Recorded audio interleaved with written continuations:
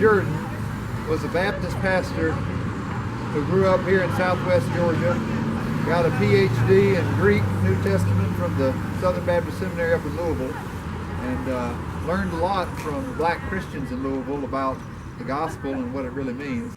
And in 1942, he and his wife Florence and the England family, Martin and Mabel England, came here to Americus, Georgia, and started the Koinonia Farm.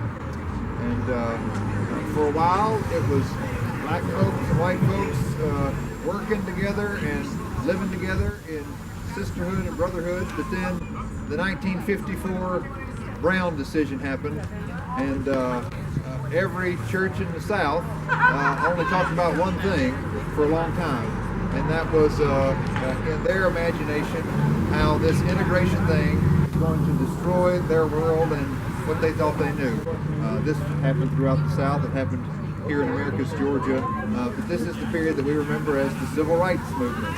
And Koinonia Farm was one place where civil rights workers knew that they could stop and rest when they were traveling through and organizing here in Georgia and across the South. Well, in the late 60s, when a Southern Baptist minister's daughter was living on the farm, he came down to preach a special Christmas service here at the First Baptist Church, and went out to the farm and had lunch with everybody at midday, which they always did on the farm.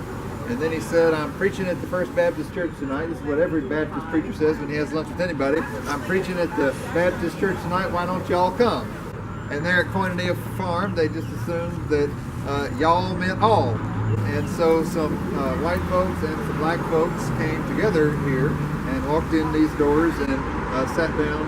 And as Clarence Jordan told it, they were singing "Peace on Earth, Goodwill to Men" when they walked into church.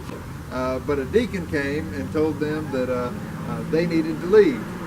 And he said he wasn't sure why. And the deacon clarified, "Because we said you need to leave." And he said, but why do we need to leave? And he said, "There ain't no government money in this church. This is our church." Clarence Jordan said, "Oh, I'm sorry, I thought it was God's church." And eventually they got up and they walked out here on the steps and they tried to continue the conversation, but the brothers who were serving as the ushers that evening weren't up for much of a conversation. And so here on these steps, Clarence Jordan said, "Well, I guess about everything's integrated now except the churches and the jails, and I've got some hope for the jails."